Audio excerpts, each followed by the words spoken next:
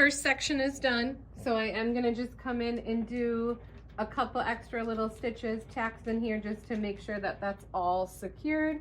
Then I'm gonna bring up my bobbin thread. I wanna check my bobbin because I do just have a partial. So I'm gonna take bobbin out. Ooh, just a little bit left on there. So I'm gonna take this out of there. That's going in the garbage. And then I have another one. So I am using the Magnaglide bobbin. So it has this darker piece that's gonna go in. So I did take the spring out of my bobbin case. Then I did set this tension pretty tight because I didn't want any of this to pop up through the top. Again, I didn't really care about what it looks like on that cream backing fabric because you won't see it anyway. So if you look on my screen, it's telling me long jump pause. I can see that there is a dashed line from where it ended the E in homemade. There's a dashed line that shows me that it's gonna start back over here, right here on this starting point to do this line. So that's where I'm gonna do my drag and my drop from, because I need to now advance this forward, but I need to know how far. I want the machine to measure how far I'm doing that drag and drop. So if you watched any of my other edge to edge videos, I always tell you, don't roll with your needle down. But this is a project that you do need to roll with your needle down just to make sure that everything stays lined up. I don't need to cancel this long jump pause. I can leave that on. So I'm gonna bring my machine over and I'm gonna put my needle down. Sorry, I didn't want it quite there. Right exactly where that started and stopped. So can you see how my needle is down in the fabric there? And then look at our machine here. Let's zoom in right on there. So I wanna get like right on top of that green dot. So I'm gonna come and get right as close as I can on there. You can close this box out if you want to, but I'm looking at this orange line and I want to get that orange line right on top of this black one, and then I want to be right on that green dot there because that's where I want it to start from. I want that orange line placed where it's supposed to be. Let me zoom out just a little bit so you can see everything again. I'm not canceling anything, I'm leaving that there, but now I need to advance my quilt forward. So needle is down. Oh, sorry, we forgot one step. I have to turn my drag button on. So I'm gonna touch my drag button. That automatically turns green and puts it into the drop. Then I'm gonna take off my clamps on my side here. I'm gonna release my backing fabric roller bar, and then we're gonna roll this forward. About there, I want that bottom edge of that Happiness is Homemade a couple inches away from this bar so we don't risk hitting anything there. Then I can put these side clamps back on to make sure that's pulling everything tight. Let's get these side clamps on, make sure that's pulling everything tight. Then it's a good idea if you do roll with your needle down, just to kind of give the machine a little bit of a wiggle so it's not any flex on the needle. And then that's where I'm gonna touch my drop. Let's zoom back out so we can see everything. I'm gonna hit my home button so we can see that better. And then let me bring you in a little closer. So now the bottom edge of our Happiness is Homemade is moved out of the way, so we have more white. I'm gonna bring my needle up and just slide that out of the way. And then I'm gonna pull down here to make sure, see, this is the lowest part of that next piece that's gonna sew. And then I have plenty of space from this bar. So I have plenty of space from both of my bars to make sure we can reach everything without hitting anything. So then I can just hold this thread. I know it's gonna resume back up here, but I'm just gonna hold my thread here. I could leave my machine anywhere. When I tell it to resume, it's gonna go find that same starting point. It's gonna slide away so I can hold my tails of my thread here. Then I can tell it to resume, and it's gonna start working on this left-hand side piece. There are a few places where there are gonna be starts and stops along this left edge piece. I just wanna back you out a little bit so you can see hopefully all of that. So I'm gonna work through this. All of those dashed lines going across that left piece are starts and stops. So it's stopping here already. It did that perimeter. I'm gonna again just turn it on, do an extra little wiggle to make sure that's locked in place. Then I'm gonna bring up my bobbin thread, cut this off, So there are these dashed lines. There's 3 different jumps on this one. So when I tell it to resume, it's gonna move to the next starting point for me. I'm gonna bring you back before we do this flame part because I wanna show you a little trick with that. Let's resume this, but I'll put you into that time-lapse mode so you don't have to watch everything. Stitch out in regular time. You get to see the warp speed time. One thing that I did notice when it did this piece the first time, can you see that? Is right here. See how that went over?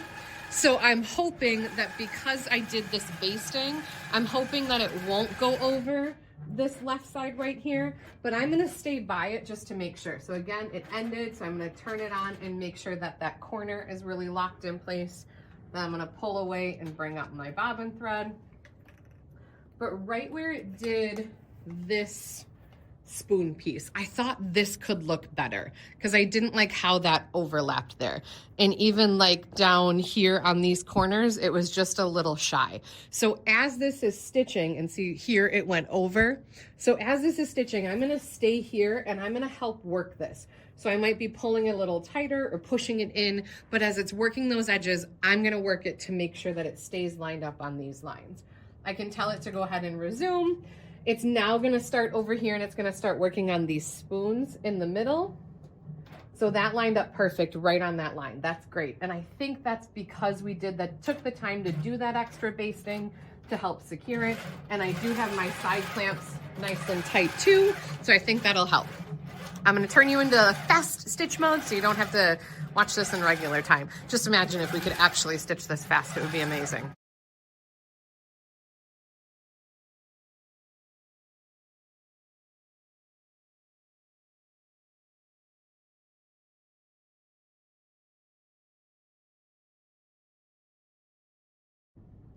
So it finished the first sections of spoons. Again, I'm gonna do a little wiggle to make sure that stitch is locked really good. I didn't quite get it exactly where I wanted it to be, so it is just still a little bit over here. I was trying to pull that fabric a little bit more, but it did come off just a little bit. It's like 1/8 of an inch. And that is going to be in the inside of the casserole, so I'm not super concerned with it, but it did come off just a little bit. It is closer than my first one. And then as it was doing these, I was just kind of pushing down on each side to make sure when it did that straight line that it lined up where I wanted it to be. Okay, so now let's come in and look at our screen here.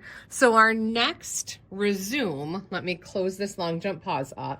Our next resume, this is where it ended. So if I follow that dashed line, the next resume is those fire flames there. So let's zoom in on that. So see, this dashed line still isn't covered. We'll see how these dashed lines turn red. So that means those were used.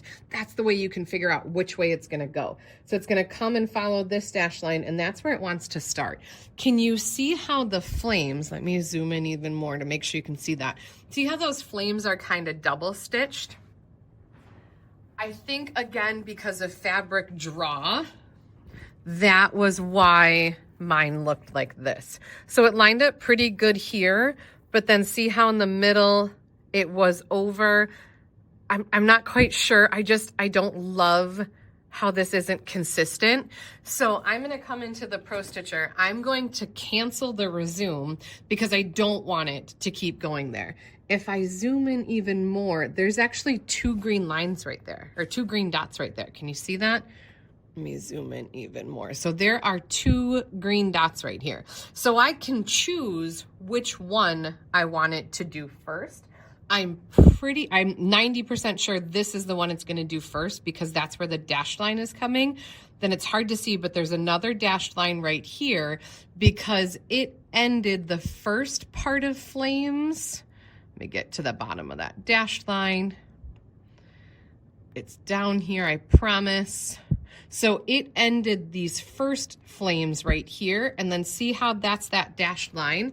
So it followed that dashed line back up, and then it did the second part of the flame. But I liked the look of it with just one when it first stitched out. So I'm actually gonna skip this. We're not gonna do this one. We're gonna move our green start and end to here because that's where I want it to stitch. I only want it to do one set of the flames. And again, this is personal preference. If you like both of those flames stitched, just hit your resume button and let it do both. I just didn't like how it wasn't quite even. So to skip this, I have to cancel my resume because I don't want it to automatically come here. So I'm going to cancel that. Now I need to tell it where I want it to start, and I want it to start on this one. So I'm going to go to my Pro Stitcher tab, my new start and end, and I'm going to use my jump arrow down here. I know you can't, well, I can zoom out if you want so you can see what's happening. So where is my green circle? Green circle's here, and that happiness is homemade. So I'm going to keep jumping it. This is where it started to do that perimeter. I'm going to jump it again. That's where it started to work the inside. That's where it started to do these spoons. That's where it started to do these lines. Oops, I'm sorry, I hit the up button. So now it jumped into my flames. Let's zoom back in and zoom in even more. I want to jump it one more time because I want it to start on that inside one. Okay, so keep in mind, even though this whole thing is laid out, you can still control where it's going to start and where it's going to stop. So now I've moved my green circle in, so it's just going to do the one set of flames. Then once it's done with that, I'll be able to hit my resume because it ends that set of flames here, and then it's going to come over here and work this side. So you can always follow those dashed lines to help you know where it's going to be. Let me pull you out a little bit so you can see our middle again, and then you can watch what's going to happen. So now my run button is grayed out. I have to be on quilt. Then I can hit run and proceed. And then it's going to move up to that starting point for the second set of flames. The only thing I'm not certain about is I'm not certain if the perimeter of this bottom is part of the first line of flames or the second line of flames, but it's doing that perimeter for me. So I'm going to let it work this middle part of the flames here, and we'll see what happens, see if I need to fix anything. I'm going to let you guys hang out for just a minute till it starts working on the flame part, just to make sure that I did that right. 90% sure I did, yep. So now it's going to start working on the flames. I'm going to put you into fast mode so you can see these flames stitch out in warp speed.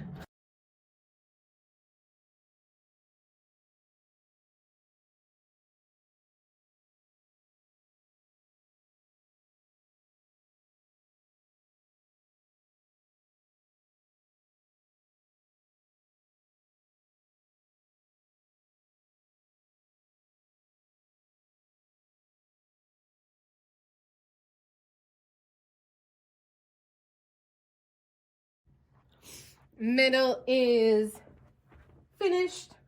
That looks great. Again, just a little wiggle at the end. Make a nice long tail. Bring up that bobbin thread. Then let me clear this out on the screen. Can you see that okay? I'll bring you in a little closer on the screen so you can see that better. So let's zoom in.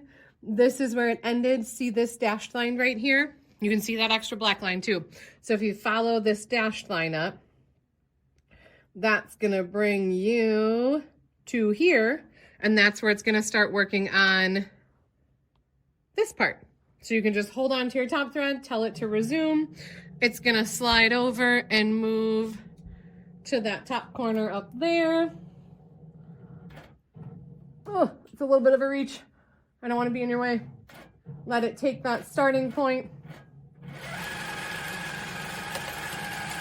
And then again, this right-hand side of the Casserole Carrier has a few starts and stops, a few jumps with it too. So I'm gonna hang out, I'm gonna let it do its starts and stops, and I'm gonna keep resuming it to finish this left-hand side. I will bring you back in before it does this bottom. So it just did that perimeter there. Little wiggle to make sure that's secured. Nice long tail. I did wanna mention I am using the Superior Magnifico thread. So it's a 40 weight. It has a little bit of a shine to it because I wanted to have that contrast. I wanted it to show just to highlight these really cute designs that are on here. And again, that's why I picked a plain fabric, so then I could highlight the quilting and highlight that with my thread choice too. So this is a Magnifico thread from Superior. It's a 40 weight, has that gloss shine to it. Runs beautiful with the long arm. That's one of the things about this pattern. This pattern does need to stitch from the right towards the left. So you need to make sure that your long arm can handle that. Some long arms have a harder time stitching from right to left. So make sure that your machine is okay doing this before you load and start that project. One of the things you can do to help with right to left stitching, make sure that you're using a bigger needle, an 18 needle, that'll help. Then if you need to, you can slightly turn that needle to either 530 or 630 and see if either one of those makes it better, so it's not shredding and breaking that thread. But this pattern does need to be able to stitch from the right towards the left. So just make sure, maybe put some practice fabric on, some test fabric on, make sure your machine can handle going right to left before you start working on this project, or you will just have some frustrations. If you need help, you can email or call us. Our email is info@quiltingconnection.com. Our phone number 262-723-6775. Don't forget to check my other Angie's Answers videos that are on here too, to help with tensions, stitching, thread breaking, all of that stuff. So I'm going to put this back into fast speed mode, let it stitch again. I am going to hang out here again and kind of pull on those edges to try to get those spoons to line up along the left and right edge of this one too.